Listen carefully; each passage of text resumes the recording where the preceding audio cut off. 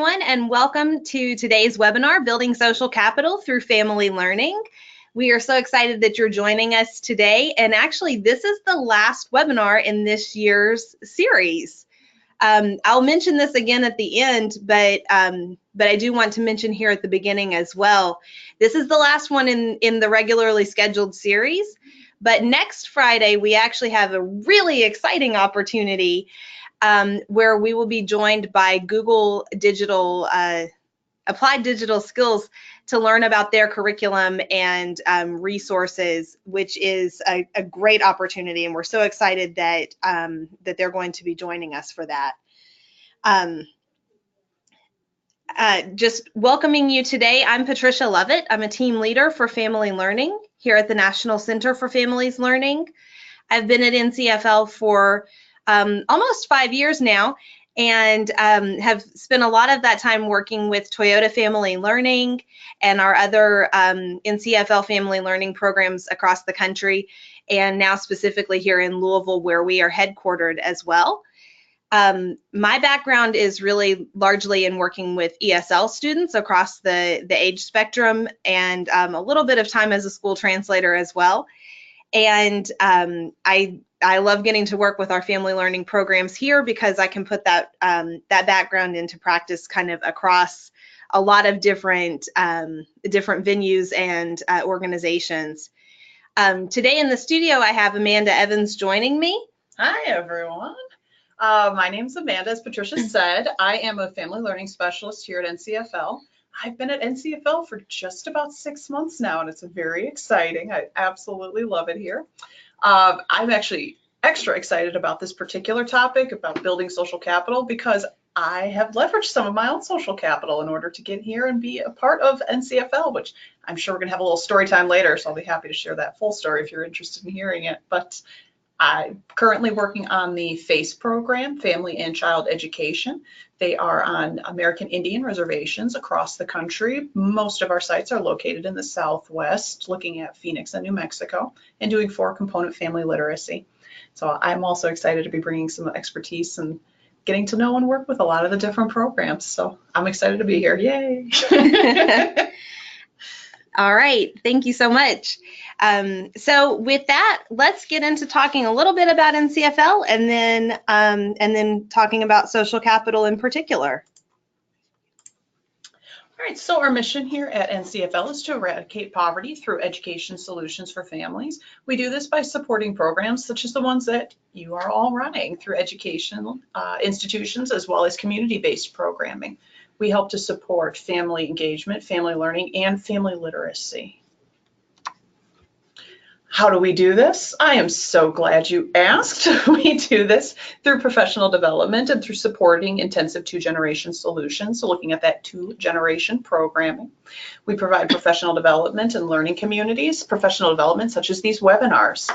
Also, we reach 16 million people annually through our digital networks. Here you can see a footprint of NCFL and all the different programs. I'm sure as you're looking at it, you can see a neighbor right next to you. My former programming that I was talking about, where I was able to leverage some of my social capital, came out of Milwaukee, Wisconsin. So yay, Wisconsin. So whenever we're talking about family learning and anything that we advocate infusing through family learning, it's always important to understand the theory of change and where we come to this work from. And I know for many this may be review, but I always like to make sure we're really grounding ourselves in why this work is so important. When we look at the theory of change that underlies family learning, we start with the parent. So you see the mother in the picture. She's reading, maybe studying, maybe reading a book that you guys have sent home with her from class. And the parent part of this program is really about helping to meet the goals that adult has for him or herself and for the family. So this happens through adult skill building, adult education, and through parent time. And a major focus of this time actually is what we'll be talking about today, which is social capital. One reason why our place-based programs are really required to deliver parent time on site, where some will say, can't we send that as homework? No, one of the biggest takeaways from parent time is not just the content of the individual sessions. It is the opportunity to build and create networks among the participants, and that only happens when they engage with each other.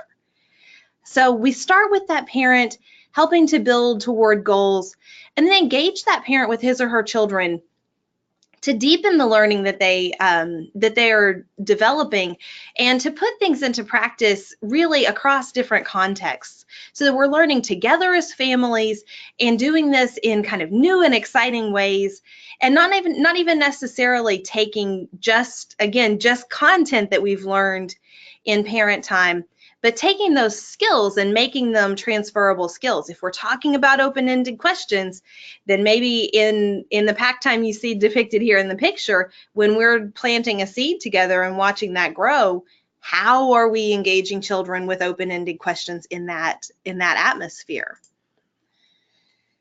Next, you see family service learning, which is really the opportunity for families to engage together, to work together toward a common outcome and a common goal. And this is really, and we'll talk about this more in just a minute, but this is a really strong opportunity for developing social capital and for leveraging social capital as we're working to get those projects accomplished and to make the change that we're looking to see in the community. And then overall, we're really looking to see this spread through whole communities, so that what you are doing, what your participants are doing on site in small targeted groups, they are sharing through their connections out into the community as well. So what are we talking about with all of this? Social capital. The idea of social capital is that there is this kind of resource, this capital that is developed based on relationships, based on getting to know other people in different ways, and that capital works in much the same way as actual monetary capital, that it can be leveraged to get different outcomes. In NCFL Family Learning, we work with you guys deliberately as a way to build the relationships that can be leveraged in that way. And the reason that that's such a strong focus is that when we look at the way that people get employed, which by and large is a goal across programs for parents to get employed, to increase their employment status, a lot of times that happens from solid social capital, from being able to use the connections and the relationships that one has to achieve the outcomes and the goals that that person has. So that's why this is such an important topic. We have tried for a long time to determine exactly how to depict the social capital part of this this model, because it really is kind of a funny thing that it's interwoven through everything. As families are learning to engage with each other and navigate systems together, they are learning how these relationships work, and even kind of where the line is as far as trying to leverage those relationships. And that's really a very important outcome that you guys are helping to make happen across programs. A lot of where this really lies in the programming that happens through NCFL Family Learning is in the idea of strong tie and weak tie networks. So when we look at strong ties and weak ties, really we tend to want to associate this the way that we colloquially would. Strong is good and weak is bad, right? But really, when we're looking at strong tie and weak tie networks, it's not that either one is good or either one is bad, but they have specific purposes. A strong tie network means that the connections are very strong in that relationship. It's a close relationship. And this tends to encompass people like family and friends and coworkers, people you see on a very regular basis, you tend to have quite a lot in common with. And in that type of a network, there's a lot of overlap of information, whether that's information about resources, information that comes via like news sources, that tends to overlap a lot in a strong tie network.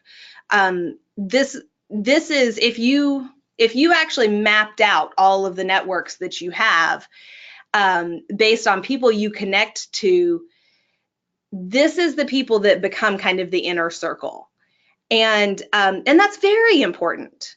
We would never say that's not important.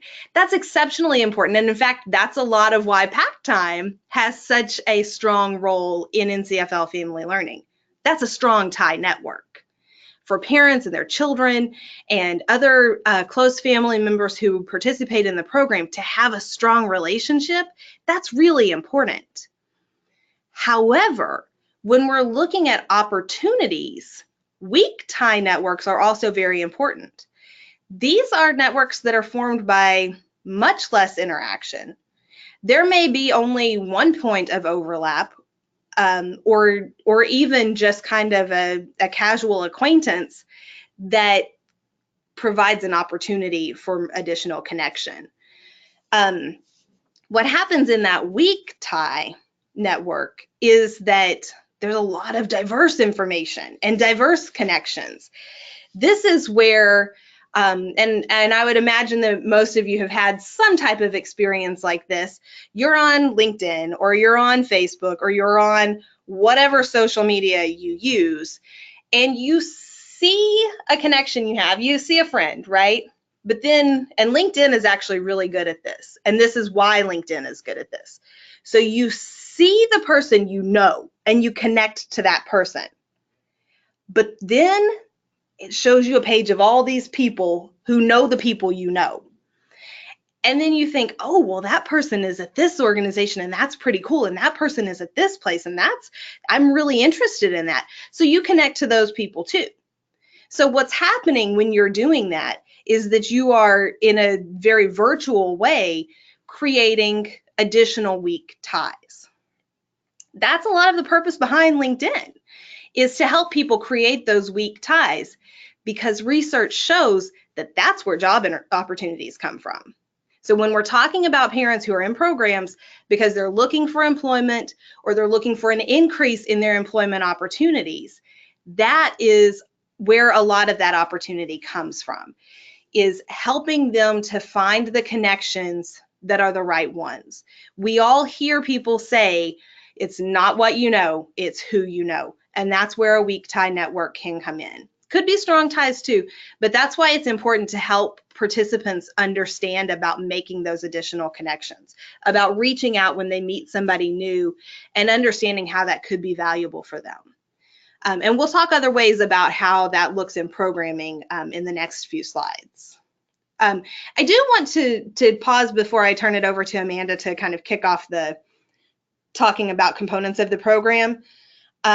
I just want to remind you, if you have questions or comments or things that you just think are great connections to this, please feel free to type those in the questions box and we'll address those as we're able.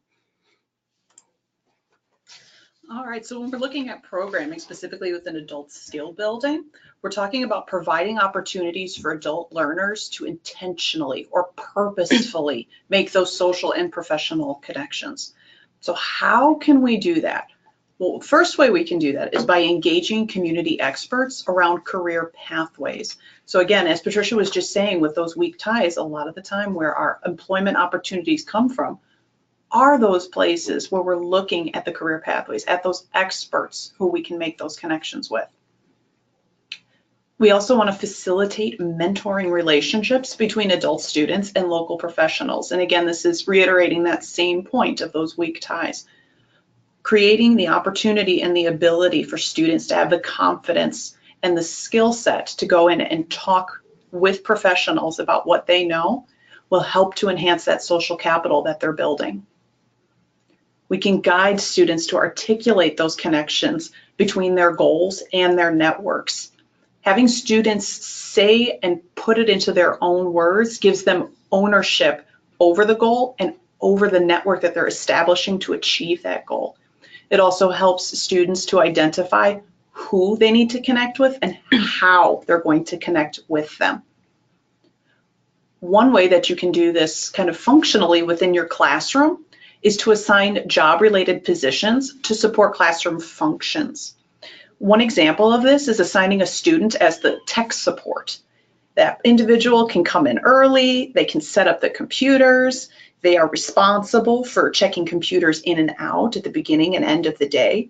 They can help keep the computer area clean, help keep responsible students for their environment, and additionally, looking at those career pathways and employability skills, they can be the individual who provides support by using programs like Microsoft Office or Google Drive. They can be the tech support for the students in the classroom and show them how to use those pieces within the classroom. Okay, when we look at parent time, this is just an extension of what's been happening in adult education and skill building time. Again, you're creating an atmosphere that encourages and supports networking. You want to focus on deliberate connections in this particular area with children's schools. So again, in adult education, we're looking at building up those career pathways. But when it comes to parent time, we're looking at building the relationships and that social capital with the children's schools, making connections with teachers, with administrators, with the school board, with other families who are also in the school. When our parents have created those new connections, we want to take the opportunity to celebrate those connections that they have made, asking, how did you make that connection? Share your story with the rest of our parents, with the rest of the class, giving them the opportunity to articulate and show how they made that connection and who they made it with. We also want to work with parents to create a plan for leveraging that social capital.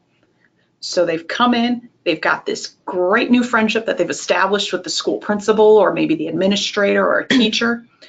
This gives them the opportunity to voice concerns that they might have over, for example, school policy, or maybe there's something going on with classroom field trips and they would like to have discussions around this. Now they can use that social capital, that connection that they've made, to have an impact and a voice on what's happening within that classroom or within that school. A fun way to kind of leverage parents and to get them that confidence built up and starting to use those social connections and that capital is to build a cadre of parent ambassadors. You can have them greet new parents who are coming in, fill visitors in on what's happening within the classrooms. They can welcome guest speakers, or they can be your ambassadors out in the community as well, talking to members of the local area and acting as your school representatives and helping with that retention and with recruitment too in the end, showing students that there's a way that their voice and that their social capital can help bring in others. So just a quick little story. So I mentioned earlier that I came to NCFL through a little bit of leveraging my own personal social capital. I am a former recipient of a Toyota Family Learning Grant, MESA. Our school was Milwaukee Environmental Sciences Academy, and this came from the Goodling research report about the Toyota Family Learning Program, not this year, but the year before, 2017. The project that's up on the screen here was a Baskets for Families. It was a family service learning project. But what it was built on and around was the social capital that the parents were developing and aware of that they had been developing and purposefully were trying to gain and work together to create. This was an example of that, again, parent time development with the family service learning. In this particular project, the families put together baskets for some of the families who were in need within the area. And all of this came from a conversation that they had had as a group about how, there are so many families in need within the community, and we want to do something to help. We want to leverage what we have and make sure that it's reaching out into the community. A specific example that's on here about one situation where that vehicles are malfunctioning quote comes from is we had a mom who was very close to the end of her pregnancy, and her car broke down another family reached out and, with unbeknownst to us facilitators, had started picking up and driving this mom back and forth to our programming. And also, after she had her child, they were bringing her home with them and kind of having some family time together, creating a strong friendship and a bond. And to this day, they are still close friends. And it's just a joy to see that these social relationships are being leveraged, not only for that social building and that skill building, but to help reach out to other members in the community and try to make life a little bit more sunshine. Well, and before we move to the next slide, I just wanted to follow up on that I think that's a really interesting comment that you made along the way there, Amanda, that these families were building social capital and aware of that. And the funny thing is that they should be aware of that. And that's, I like to point that out, because a lot of times when we talk about social capital within programming, and I recognize names that are on here, so I know this to be true. The partners that we work with for programming and my colleagues here at NCFL, people in those groups have big hearts, and they like to believe that people connect out of the goodness of their hearts, and that everything is an opportunity for that kind of redemption of humankind.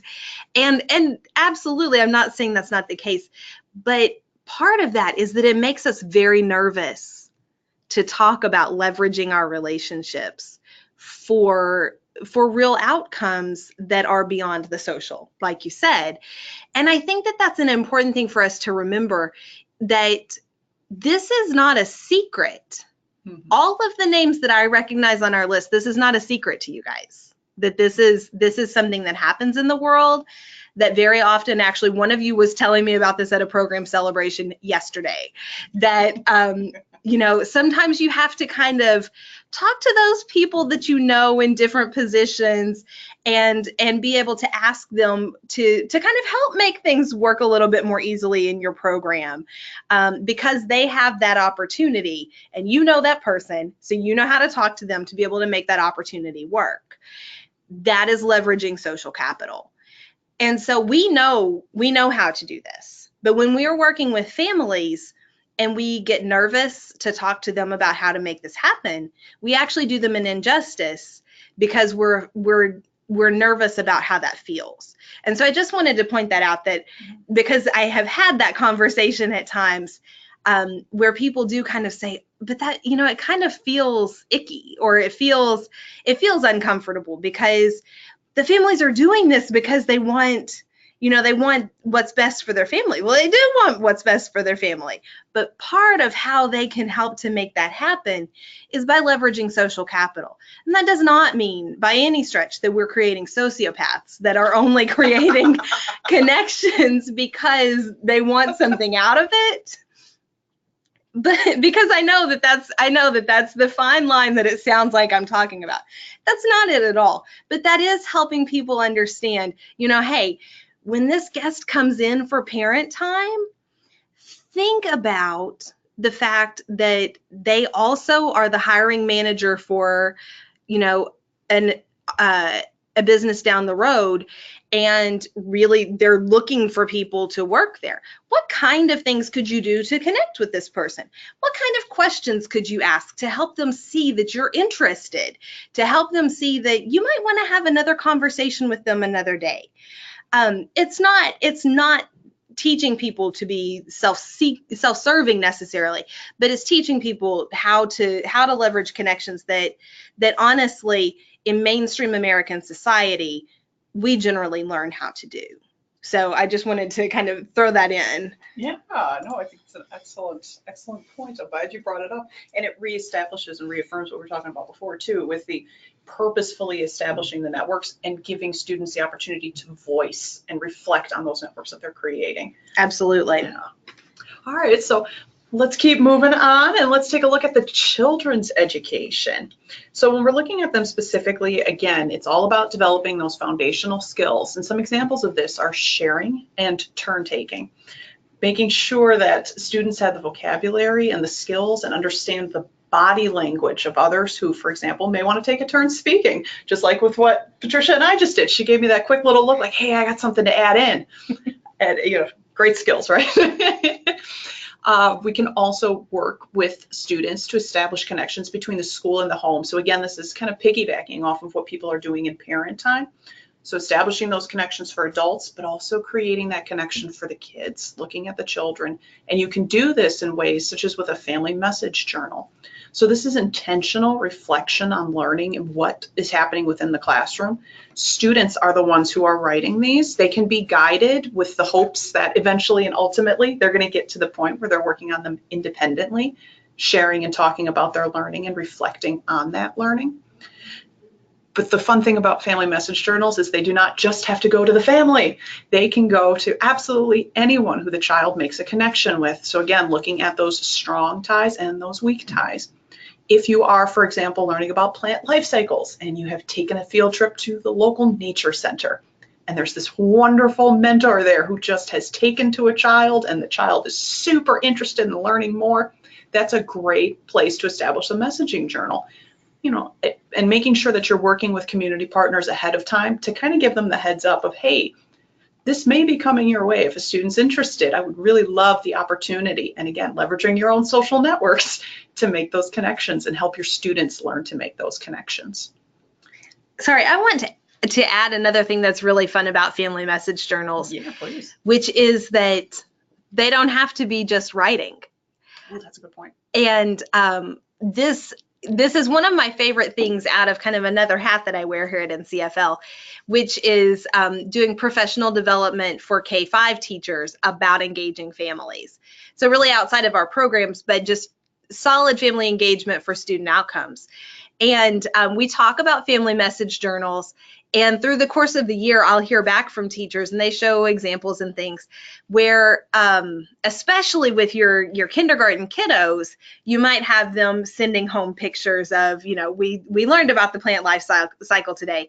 So they may not have the words to write all of that yet. It could be, as Amanda said, kind of guided, where there might be a few words that you would put on the board and they're filling in the blanks with their illustrations. But the cooler way that I've seen the illustrations happen is actually in families of English learners. Sometimes mom or dad doesn't quite have the English to feel comfortable writing back or doesn't have a written language to do it. So kids may go home and read to their parent what they have written, and mom or dad writes back through pictures, which is a really cool opportunity. So whether you're a classroom teacher, considering family message journals, or if you're in a program that is working with schools, that's absolutely a structure that could work either for whole class adoption or for, I know if you're in a community program, you have, one child here, another one in this classroom. That would definitely still be something you could connect with the teacher to make that happen. But it's really an amazing exchange to be able to see how that does connect. That's a fun idea. I really like that. You can also use service learning as an opportunity to illustrate some of the benefits that we see of social capital. And again, Patricia's going to talk about this much more in depth in just a few moments, specifically about service learning. But the point that I would like to get across with the kids is that you're using that opportunity while working not only with the adults, those strong ties that are within their lives, but also with those weak ties, the experts that come into the program and community members that come in and anyone in general who is supporting family service learning happening at the site. You can work with children and show them how to have those conversations with those adults to begin forming the relationships that they can continue forming as they go throughout their life. Again, focusing on developing that foundational skill, the steps on how to communicate effectively. You can also help children build relationships with other caring adults in their lives.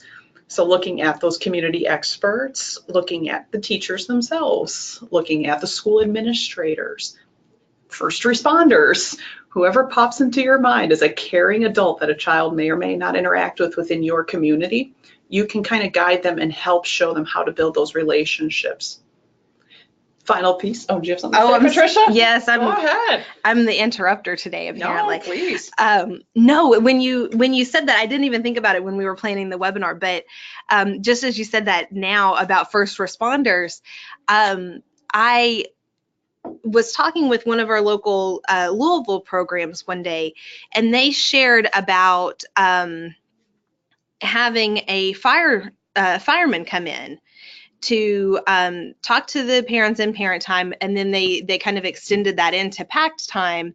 But I think it definitely fits with children's education as well. In building relationships with caring adults, that was one that I had not thought of in the depth that that this program did. They had a fireman come in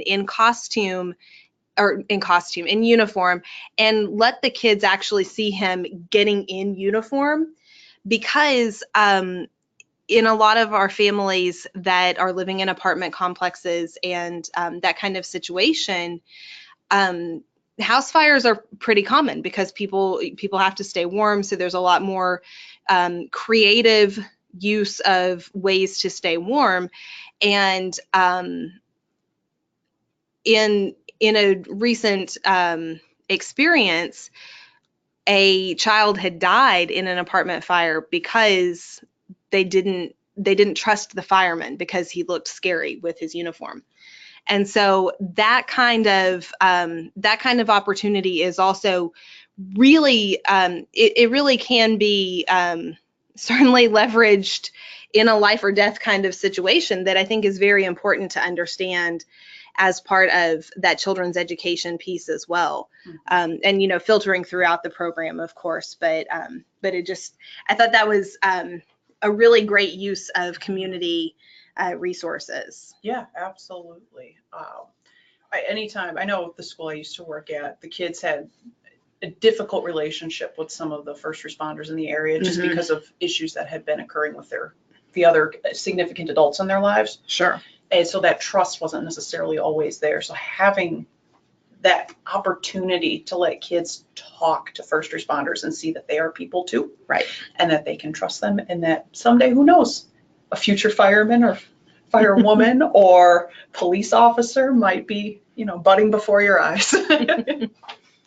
Another way that you can work with children on building up those foundational skills for leveraging social capital is kind of the same way we talked about it with the adults, establishing children as ambassadors, giving them the opportunity to make connections and practice using the skills that we're teaching them about talking to new people and creating those relationships right on the spot. So any guests that are coming into the room, or perhaps new students who are joining the class, having a few children who have the role of the individual who goes up and greets these incoming guests. You can also use them to talk about perhaps what's going on within the classroom itself, what types of projects are being worked on, and it's just building up those vocabulary skills and developing those later on employment skills that we're all going to need, not being afraid to stand up and give that little talk. Absolutely. And I think that sometimes, as I said before, talking about social capital can kind of make people feel nervous. And I think sometimes it also can be a little difficult to really understand capital in the social capital in this kind of way as being something that you can leverage and you can share and things like that. I think the ambassador's point is a really good way to see not necessarily how to leverage one's social capital for one's own benefit. It is in the ways that Amanda just described, but also how to lend someone else your social capital. Because this happens a lot of times with the new kid at school. If the new kid at school sits with the cool kid in class, the cool kid is generally kind of lending social capital. They have connections that really, in a fifth grade classroom, that are make or break for that new child's kind of ability to fit into class. The same thing happens in your adult classrooms. We all see it happen. depending on who you make that initial contact with, they may leverage their social capital for your benefit or your detriment. And I think that that's an interesting opportunity that's posed by having ambassadors. So moving on to PACT Time.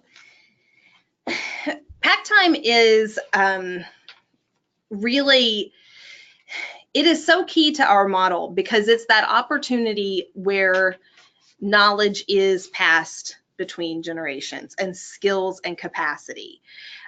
This is always the part that when we talk about a very bold mission to eradicate poverty, that intergenerational transmission of knowledge is where it happens. If you're just working with adults or you are just working with children, that's great and you're going to help one generation. But when we look to break the cycle of poverty, this is where it happens.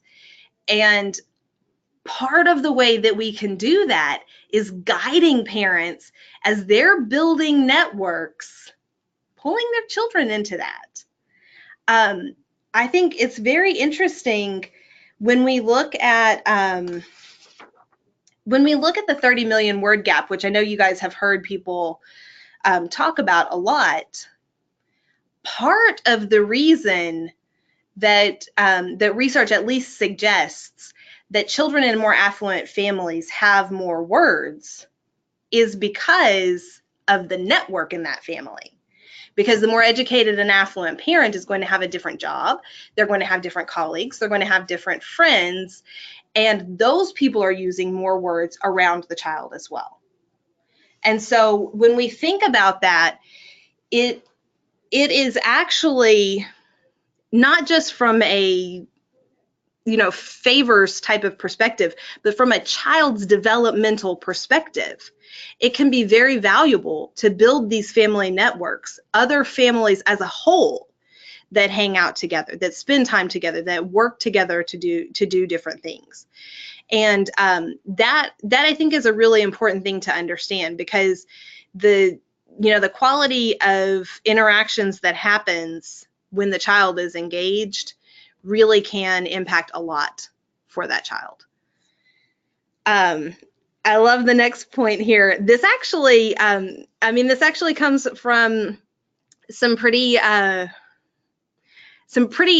large undertakings that we've had here at NCFL. But we want to remind you to include fun family activities.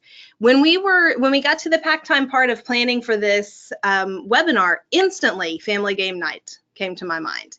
And the reason is that, just as Amanda talked about earlier, fundamental to understanding and being able to build social capital is kind of a certain level of foundational skill, being able to talk to people, being able to be a real person with other people. And that's important because relationships underlie social capital. And if people don't want to be in relationship with you, it's pretty hard to build social capital. So it's important to remember to include those fun activities because, for one, it's fun, and that helps people remember that learning together can be fun. But for two, that gives opportunities for a different context for practicing those skills. The same way that we practice math skills in the classroom, when you're talking about and learning turn-taking skills, those need to be practiced. And so giving the opportunities to interact with each other in different ways is really key here. And if you need further illustration of that, I think it's helpful to think about probably the number one activity that most executives in the business world undertake to build their social capital is golf. And a lot of the reason for that is because they're building their social capital with that other person. You're not necessarily golfing 18 holes, which is how much I golf because I had to think about that. You're not necessarily golfing 18 holes talking about, your projection for next week or the proposal that just got shot down and things like that. You're building a relationship with that person. And in turn, that, periodically might open up opportunities. The same kind of thing happens with having fun family activities. And actually, we've seen this really work well in organizations where, yes, you may have family game nights within your program participants, but where those activities are also housed in the organization, but open to everyone. Because those are opportunities, again, to go between what is increasingly becoming a strong tie network among your participants and weaker tie networks as other families who live in the neighborhood and just wanted to come play board games too. So that really can be a great opportunity to connect people and give them opportunities to kind of test out some of those skills. As you're thinking about PACT Time, you know, we talk about professional communication a lot in adult education. In fact, if you're using the career and technical education framework for employability skills, you see specific categories for these interpersonal communication skills. And you hopefully are practicing those in class. You know, when students are working in groups, they're actually engaging in some norm setting and positive discussion behaviors, and including that as an important part of the classroom environment, because it's just as important as the content, because when it comes to getting a job, that professional communication that underlies a lot of opportunity and a lot of success, or lack of success if it's not developed well. So the point here is that we spend a lot of time on this professional communication and networking topics, which originally I actually had on this slide as kind of grown-up topics. But I think it's really helpful to consider including those topics in PACT Time sometimes as well, so that we get opportunities to interview our parents or our children. We get opportunities to specifically go around the room and hand out business cards that we've made, or understand how networking works. Because again, when you're moving beyond generations, if you've only taught mom or dad about the business card dance, there's no guarantee that went to the next generation. But when you help facilitate that, you're sure that it happens. And that kind of topic, it's really helpful to remember. If it was news to the parents, then it probably will be news to their children when they're parents, if you're not helping to reinforce that you need to pass these things on to your child. And those types of communication opportunities, that is a lot of where you build social capital. Being able to overcome the nervousness and go up and meet someone new and be able to follow up with that person. That's a really important part of relationship building. So we just encourage you to consider how that can be included in PACT Time as well, knowing that you're doing it in parent time, you're doing it in adult skill building. Next, and this is a great time of year to do this, as many of you are wrapping up programming, encourage participants to invite others to come join the program. I say this is a good time of year to do that because a lot of times you can give them just a taste and then they're interested for the next year. So knowing that a lot of you have, you know, maybe a couple of weeks left, it's a great time to let participants kind of cash in some of their social capital chips and bring in some friends to be a part of the program. And really throughout the year, encouraging that. It's a great way to bolster your enrollment, as well as to help them kind of see the benefit that they can have to others. And in that same vein, and I know we see this a lot with parents, we specifically included this as a PACT Time strategy because a lot of times we forget about letting kids be experts. And so we said here, let the families be experts. If there's a topic going on and one family has got it down, let them have the opportunity to share that with the others, because that bolsters their parents as experts. And that's not to say, you know, not to do this in parent time, not to have children be the experts in children's education. But think about how that can filter into PACT time as well, that they get the opportunity to share the things they do well. Because there are a lot of communication and overall interpersonal relationship skills that some families really have going on, and can share well with the rest of the group. Family service learning, I know Amanda mentioned earlier, is really kind of, it's the mother lode for opportunities to build and leverage social capital, because bringing a project to fruition really takes a lot of dedicated work. So one way to help bring this to bear is to have families include people that they know, people that they're connected to all along the process. So that could be from the perspective of community investigation. We're getting information, doing interviews with neighbors to find out what they think might need to be addressed in the community, all the way through having action processes, having the action step where you might engage people from the community that we know in different ways to kind of give us some of their time to help bring our action to fruition. It could also be, I think everybody that's on that I recognize today has seen our kind of examples from different sites slides. And so you may remember the Houston Public Library's their proclamation for Drinkwater Houston Day that I like to share. And that's an example of reaching out and really leveraging some social capital. Probably that was largely leveraging the social capital of the library system with the local government, but not necessarily having the library system do the reaching out. And I think that's an important key to remember.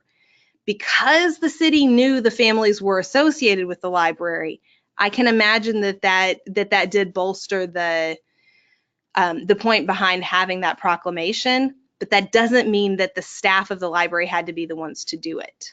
It means, again, that the families were able to say, we are writing on behalf of a program we're doing at the Houston Public Library.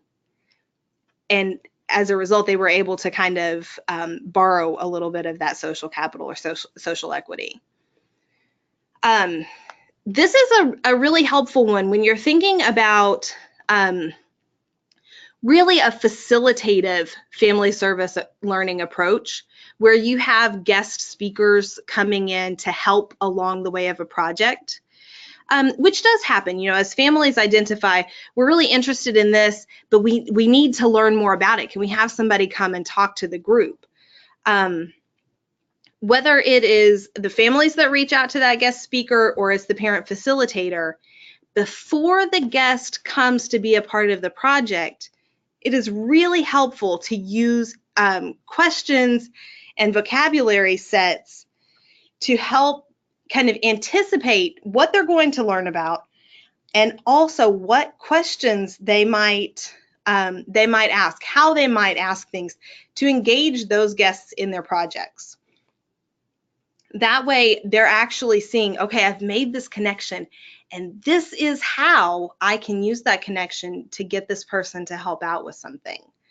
And that's a really big paradigm shift for a lot of staff members, going to that place of, okay, we can use programming time to set this up and give the power to the parents and their children, rather than, okay, I can take care of this. Because again, you have the social capital and you know how to use the social capital. This is stepping back and taking a very deliberate, and sometimes what can feel very slow and make you impatient, facilitative approach to families building their social capital and capacity. And then, as I kind of mentioned before, those interpersonal relationship skills that we see as part of CTE framework for employability skills that we see, I would argue, as part of Common Core College and Career Readiness, WIDA, and the new English language proficiency standards, and I would guess that probably others out there as well. Any of those that involve listening and speaking standards, part of the reason for that is their interpersonal relationship. There is, of course, the foundational skill of, pronunciation and listening for details and things like that, but there's also the opportunity to engage in conversation, and that's really important. That has to be built into the curriculum so that families can engage with other people in the community. A lot of times this gets kind of pushed to the back of the barrel. A lot of teachers that I work with, fewer, which is good, but still across the board, a lot of times teachers will give speaking and listening standards lower priority. And it's really important to remember that they're in there for a reason, and that interpersonal relationship skills are in the framework for a reason. And that reason is because that's how you can build connections to other people, and that's how you can get things done. So it's really important to make sure that you're doing that in an intentional way, and that it is connecting then into the projects that families are putting together. You'll see again from our report from Goodling Institute for Research and Family Literacy at Penn State. This is last year's evaluation from Toyota Family Learning. And this particular piece was from San Mateo County Library. And it was included as a call out in the report, really specifically as a way to see all of the connections that were happening within the community. Families connected with local organizations, they connected with Clean Zone program, Canopy, the police department. Then even when you see all of the activities there, painting the fence in another structure, picking up trash, hauling mulch, planting trees, and helped set up a food area for volunteers. All of those activities included volunteers that families reach out to bring in to work on the project. And that's a really helpful way for them to see what really happens when you make connections that are for a purpose that you're looking to bring to bear. So hopefully this is an illustration that can kind of help you see how all of those opportunities that they're reaching out, they're meeting new people, they're connecting with them, and they're doing that to make something happen. That's really what you're building toward when you're working on this strong integration. So a few outcomes, and we've kind of mentioned these along the way, but I wanted to pull out some outcomes that we've noticed in our evaluations over time. Really because, and I think this is probably an important thing to note. So you're seeing some outcomes here that we've noted in largely in evaluations from Toyota Family Learning. But the really funny thing is that the reason there is an explicit focus on social capital development in Toyota Family Learning, in the NCFL Family Learning, in our work today, is because we saw it happening naturally for over 25 years, a little over. We saw families building social capital in their programs. We saw them using that to do things that they wanted in their community. And we said, you know what? We don't want to see that just here or there. Families are doing these things. We want to work with our partners to make sure that that's happening, to make sure that families leave the program, especially those of you who are working with families, immigrant and refugee families for whom the system is totally new, or even other minority families for whom mainstream society is still, it's not their everyday world. That is so important, and that's why we put such an emphasis on it today. But some of the outcomes that we're seeing, parents are gaining employment. So either they're getting an initial job, or even those who are increasing their employment status. Parents are increasing in volunteering, so they're actually taking the step to say, yes, I'm interested to come and be a part of what's going on in my child's classroom, which gives them opportunities to connect with the teacher differently, to connect with school staff, and to kind of get in there and see the things that they want to be a part of and make it happen. Families as a whole are increasing their community activities in a ton of ways. The places that they're going, all of those interviews that you guys conduct that I know are the joy of your fall and spring, all of those times when you say, did you do this in the last month? Did you go to this place in the last month? We're seeing increases across those places and those activities that they're doing, which means they're interacting with different people and they're expanding their circles and they're experiencing new things. And that is a really important part of those weak tie bonds. Additionally, we're seeing increases in their community service and leadership activities that the parents are kind of stepping into the fray and taking part in new things that are new for them and that require them really to use some of these skills of communicating with each other, of building different networks, and then particularly in leadership activities of saying, you know what, and I'm willing to kind of rise to the top of that and lead this this project or this undertaking, which means that I'm going to use the connections I have and the network I have to do the things that I want to see happen. So a specific outcome that we've seen that really comes to leveraging social capital is with program participants. And this is one of my favorite things. I should have put a picture on there, but actually it would be too many to put. And that's a really cool thing. So what we see happening a lot is increasingly that participants who go through our programs are making the right connections with people at the sponsoring organizations to get jobs there. And that is a really cool thing to see.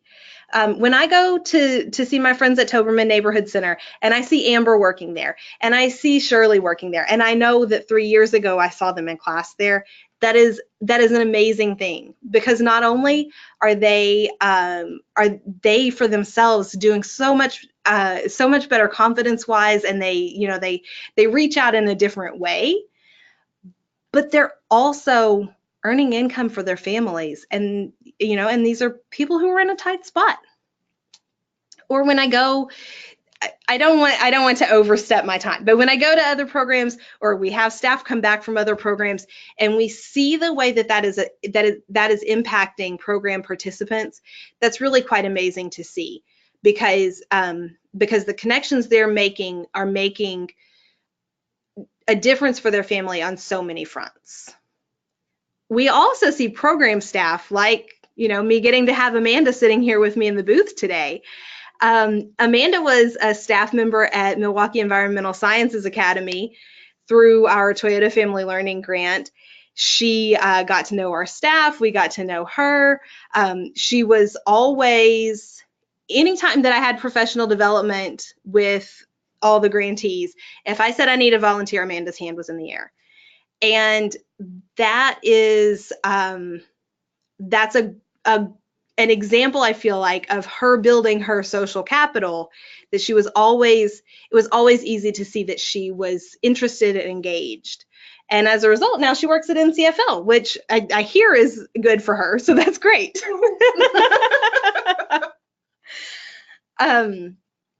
There are also other ways that, as program staff, that you guys can leverage social capital, which includes, bringing on your board of directors and your school board, people with whom you do have connections, who do have positions of power that can help to support your programming, as well as your partner organizations. And that's just really, it's really basic information that a lot of times we forget in the daily bustle of our jobs. And so we wanted to make sure to remind you of that here, that you do actually often know people who can help to kind of make things happen. And we encourage you to take advantage of that. And as we are wrapping up the conversation here today, we just want to hopefully announce that we're going to see you at NCFL Conference in Fort Lauderdale, September 24th through 26th. We would love to come leverage some social capital with you at the conference and establish some new connections for ourselves if we have not yet had the pleasure of meeting you. Just as a reminder, early bird registration is through July 1st, and also the Toyota Family Teacher of the Year nominations. The deadline is Friday, June 8th. So get those nominations in. We're looking forward to reading all of the We always look forward to having a strong complement of really great teachers who make it really hard to make that decision. And so we really encourage you, think about your staff, think about your kid's teacher. If you have a child who has a teacher that does a great job of reaching out to you, think about nominating that person. We really love to see a broad array of candidates for that position. And you know, it doesn't hurt that they get a $20,000 prize, you know, for the for the program or the school. But sometimes, you know, we forget to mention that part, and that certainly can be helpful for programs. For those of you, I do see some grant partners listed in today's attendees. If you have not heard yet from your grant, if you have a grant with NCFL, if you have not heard yet about registration for conference, that information will be forthcoming very soon. If you have heard about that and haven't made the decision and registered for conference yet, please do that soon. I say that as a public service announcement on behalf of Emily, who I knew was listening in. So if you regularly work with Emily and haven't registered yet, please do that. Aside from that, if you have any questions, please feel free to reach out to Amanda or myself. Our contact information is here on the screen, and we always love to hear from you guys. So please don't hesitate, and have a great weekend, everyone. Thank you.